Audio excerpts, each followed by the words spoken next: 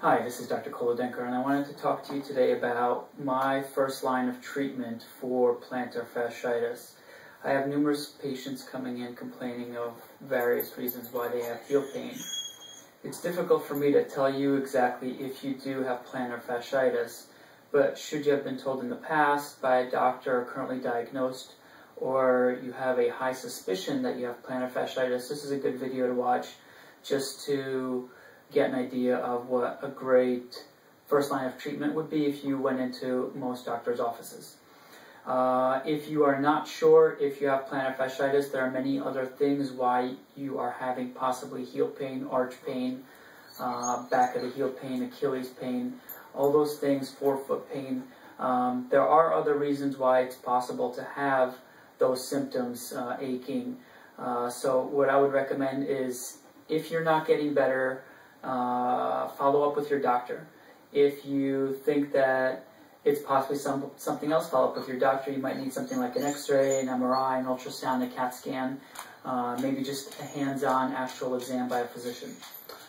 So whenever somebody has heel pain, it's basically due to either overuse, running on it too much, walking on it too much, standing on it too much, maybe direct trauma, you fall. There was one instance when you wore a wrong pair of shoes, and then shoes themselves, just wearing wrong shoes, whether it's to work, getting to from work, you're standing all day in an abnormal pair of shoes. So all those things come and go with plantar fasciitis. So number one is trying to figure out why you're having the pain, what caused it, and then attempting to modify the activity. So if you have plantar fasciitis, stretching is going to be very important, and I have other videos showing you how to stretch the plantar fascia. Be sure to ice after stretching, about 20 minutes, and the more you stretch, the better off you'll be. Also, try to ice before stretching in case it hurts to really palpate that deep plantar fascia. After doing the stretches, it's a matter of changing the shoes. So if you have a pair of shoes that are uncomfortable, you need to get rid of them.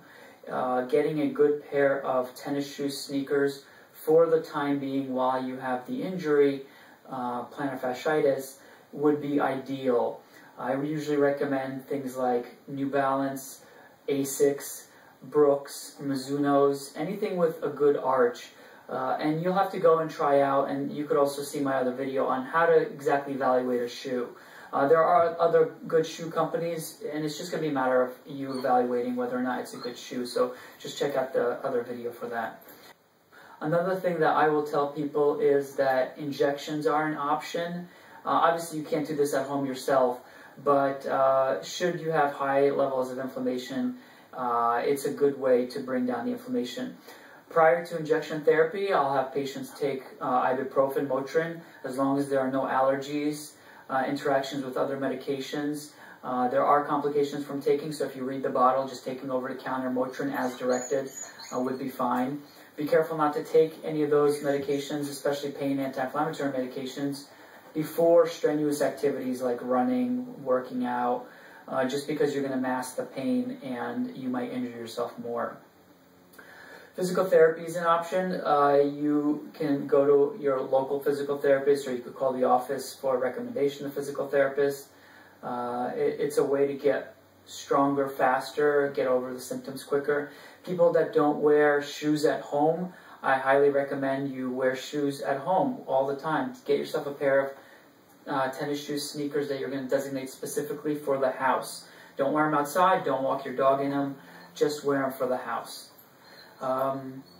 That's pretty much it. If you could master doing those things, really, I'd say about 80 to 85% of the patients will get better just from that. And other treatments are available. The very last resort is surgical treatment. It is available, and in my hands, in my office, I rarely do it. The patients that do have it done recover very well, but it's usually something that's not really necessary. It's more for really, really stubborn cases, and those are extremely rare, especially if you follow a lot of the conservative treatment guidelines. And if you have any questions, feel free to email me at footpain@gmail.com, or you could always call the office to make an appointment.